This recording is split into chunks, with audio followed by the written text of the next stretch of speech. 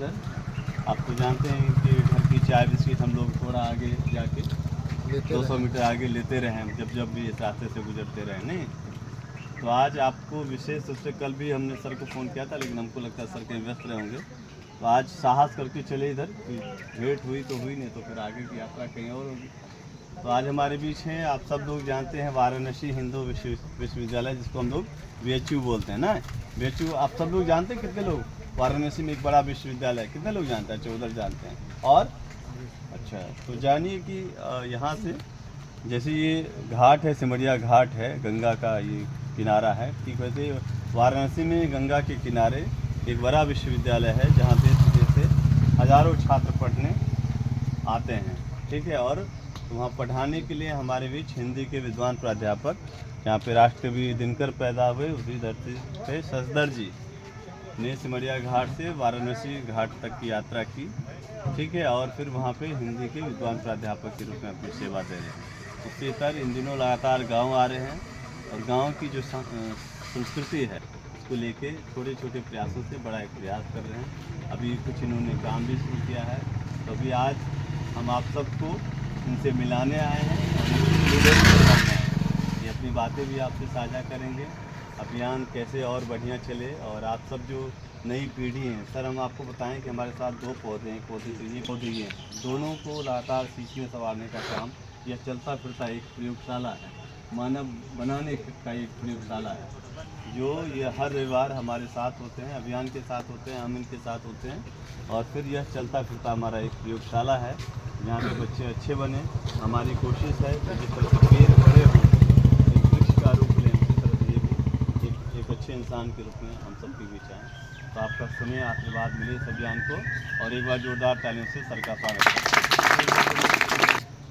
अपनी जन्मभूमि पर आपका स्वागत करता हूं। मैं भी आपकी ही तरह साइकिल पर और पैदल चलने में विश्वास करता हूं। कुंदन जी ने ये सौभाग्य मुझे दिया।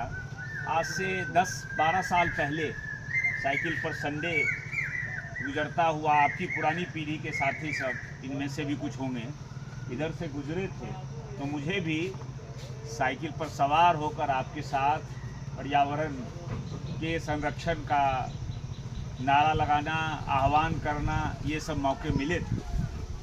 बहुत बड़ी बात कही है कुंदन जी ने कि हमारे 2 पौधे हैं, एक ये जो बच्चे हैं ये भी पौधे हैं, और दूसरे जो प्रकृति के पौधे। सचमुच मुझे बहुत खुशी होती है। मैं बनारस हिंदू यूनिवर्सिटी में हूँ, दिल्ली में मैंने पढ़ाई की, वहाँ मैं पढ़ाता हूँ।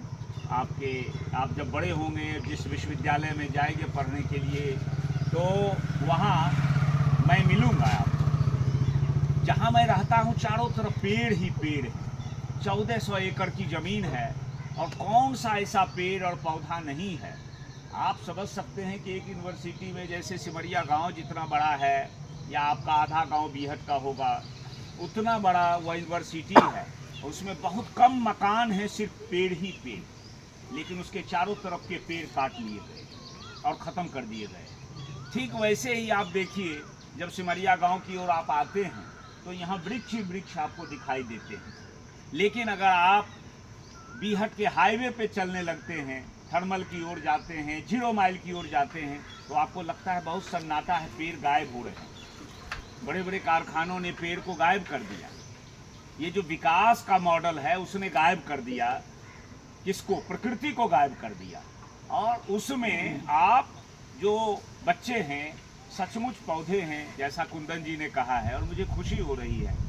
1-2 बातें इस पर मैं ज़रूर कहना चाहूँगा कि देखिए, आज जो सभ्यता बनी है, आप सुबह सुबह जिस तरह, जिस ताजगी के साथ, ये रील की सभ्यता है, लेकिन आप रियल लाइफ के साथ हैं, रियल लाइफ के साथ आप नहीं हैं। एक दूसरी, यह सभ्यता जो बनी है उसमें लोग घरों में बंद हैं, बच्चों को भी घर में बंद कर दिया है, बड़े बुजुर्ग भी बंद हैं, माता पिता भी बंद हैं।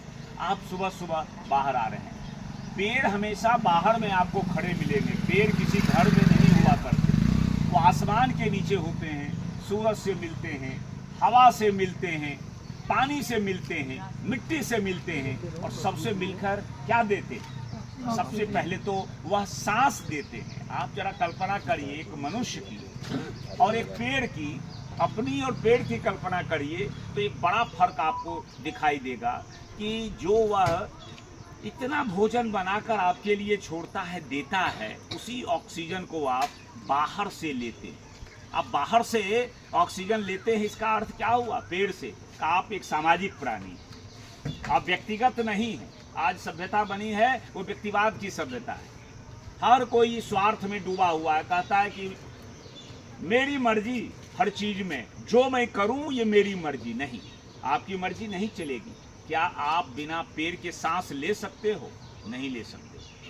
क्या बिना प्रकृति के आप जी सकते हो? फल, सब्जी, फूल, दवाइयाँ, ये जो कुछ है, भोजन, जो कुछ है, पानी, ये सब बाहर से ले रहे हो। इसलिए बाहर के प्रति हमारी जिम्मेदारी है। और जिम्मेदारी क्या है? आप सब, जब आप सबने देखा कि इस धरती से पेड़ गायब हो रहे हैं, तो